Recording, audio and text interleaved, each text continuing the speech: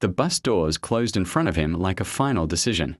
Marcus Reed stood on the curb, his breath rising in thin white clouds as the city bus pulled away, its red taillights glowing against the grey winter morning. He had been 10 steps too far, 10 seconds too late. He didn't run after it. He just watched it go. The wind cut through his thin jacket like it had something personal against him. The weather app had promised chilly. It hadn't mentioned this kind of cold, the kind that crawled into your bones and stayed.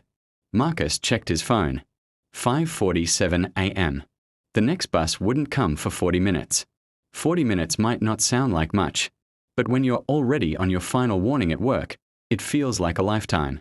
He worked the early shift at a distribution warehouse outside Chicago. Clock in at 6:30 sharp or don't bother coming in. 3 late arrivals in a month meant termination. He was already at 2. His car had broken down weeks earlier. The repair cost more than he had. So he relied on public transportation. Alarm set early, shoes by the door. Everything timed carefully. Except today. Today his 8-year-old son, Caleb, had woken up with a fever. Marcus had stayed up most of the night pressing cool cloths to his son's forehead while his neighbor, Mrs. Daniels, promised to check on him during the day. Single fatherhood didn't leave room for mistakes. But here he was, standing in the cold, watching his job slip further out of reach. He shoved his hands into his pockets and tried to calculate the damage. If he caught the next bus, he'd arrive 25 minutes late. Maybe he could explain. Maybe they'd understand. Or maybe they wouldn't. A car sped past, splashing icy slush onto the curb near his shoes. Marcus exhaled slowly. He hated how fragile stability felt. One missed bus. One sick child. One broken engine. And suddenly everything tilted. He thought about Caleb's small hand gripping his shirt that morning. "Don't go, Dad." "I have to, buddy," he'd whispered. "I'll bring you soup after work." Now he wasn't even sure he'd have work to go back to. The bus stop was nearly empty. Just him. A metal bench dusted with frost. A trash can rattling slightly in the wind. He rubbed his hands together and shifted his weight from foot to foot. The sky was beginning to lighten, but it brought no warmth. He tried not to think about what would happen if he lost this job. Rent was already tight. Medical bills from Caleb's asthma. Treatments stacked on the kitchen counter like silent threats. The wind howled again. Marcus closed his eyes briefly. Sometimes life didn't feel unfair. It just felt exhausting. And then, behind him, he heard the slow crunch of tires on snow. A car pulled up beside the bus stop. He didn't turn around at first. He had no idea that the next few minutes would change more than just his morning. They would change his belief in people. The car window rolled down slowly. "You headed toward West Industrial Park." A woman's voice called out over the wind. Marcus turned. A silver SUV idled beside the curb. The driver was a woman in her mid-40s, bundled in a thick coat, warm scarf wrapped around her neck. Her expression wasn't rushed or annoyed. It was concerned. Marcus hesitated.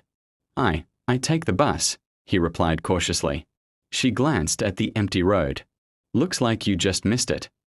He managed a weak smile. "Yeah." She nodded toward the passenger seat. "I work near Industrial Park. I can drop you off." Every warning his parents had ever given him flickered in his mind. Don't get into cars with strangers. But he also looked down at his thin jacket, at the time glowing on his phone. 5:52 a.m. "I don't want to be a bother," he said. "You're not," she replied firmly. "It's 10 degrees out here." He studied her face. There was no impatience there. No strange urgency. Just simple kindness. After a brief pause, he opened the passenger door and slid inside. Warmth hit him instantly, wrapping around his frozen hands. "Thank you," he said quietly. "I'm Linda," she said, pulling back onto the road. "Marcus." They drove in silence for a moment before she glanced at him. "Rough morning." He let out a small laugh. "That obvious?" She smiled gently. "I've had a few." He debated how much to say. Then, unexpectedly, the words came out. "My son's sick. Missed the bus. If I'm late again, I might lose my job." Linda's hands tightened slightly on the steering wheel. How old is your son? 8. She nodded slowly, as if filing something away. When they reached Industrial Park, she didn't stop at the entrance. Which building? She asked. Red Brick 1. Warehouse 12. She drove directly to the employee entrance. Marcus checked the time. 6:14 a.m. He blinked. You just saved my job, he said softly. Linda reached into her purse before he could open the door. She pulled out a business card. If they ever don't understand, she said carefully, call me. He looked at the card. Linda Grant, Regional Operations Director, Midwest Distribution Group. His stomach dropped. Midwest Distribution Group was the parent company of his warehouse. You're... Yes, she interrupted with a small smile. And no one loses their job over taking care of their child. Not on my watch. Marcus stared at her, stunned. I wasn't planning on telling you that, she added lightly. But sometimes people need to know someone sees them. He swallowed hard. Why did you stop? He asked. She looked ahead at the rising sun. Because 15 years ago, she said quietly, someone stopped for me. Her voice carried a story she didn't fully tell. Marcus stepped out of the car. The cold hitting him again, but it didn't feel the same. It felt lighter. He didn't know it yet, but the day wasn't finished changing. It was only just beginning. Marcus worked harder that day than he ever had. Not out of fear, out of gratitude. Every box he lifted felt like proof that someone had believed in him when it mattered most. Around noon, his supervisor approached him. Hey, Marcus, he said awkwardly. Heard your kid's sick. Marcus stiffened slightly. Yeah. The supervisor cleared his throat. Corporate called this morning. Said if you need to adjust your hours this week, we'll make it work. Marcus blinked. Adjust my hours? Yeah, the supervisor nodded. Family comes first. Marcus felt his chest tighten. Linda. After his shift, instead of heading straight to the bus stop, Marcus stopped by a small grocery store. He bought chicken soup, orange juice, and Caleb's favorite crackers. Then he did something he hadn't planned. He bought a thick winter coat. Not for himself. For Mrs. Daniels, the elderly neighbor who watched Caleb without ever asking for anything in return. That evening, after checking Caleb's temperature and tucking him under warm blankets, Marcus knocked on Mrs. Daniels' door. When she opened it, he handed her the coat. You shouldn't have, she said softly. I know, he replied with a smile. But someone helped me today, and I figured I should pass it on. Later that night, as Caleb slept more peacefully, Marcus sat on the edge of the couch thinking about how close he had come to losing hope that morning, all because of a missed bus.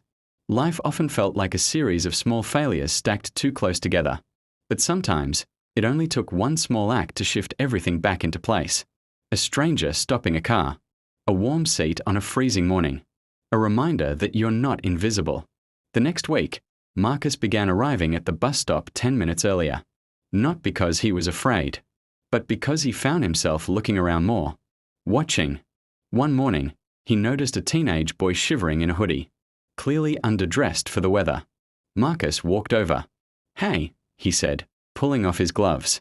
You need these more than I do. The boy looked surprised. You sure? Marcus smiled. Yeah, someone did this for me. As the bus pulled up, Marcus realized something powerful. Kindness isn't just about saving someone's day. It's about reminding them that they matter. And sometimes, missing the bus isn't the worst thing that can happen. Sometimes, it's exactly what needs to happen for someone else to stop and change your day forever.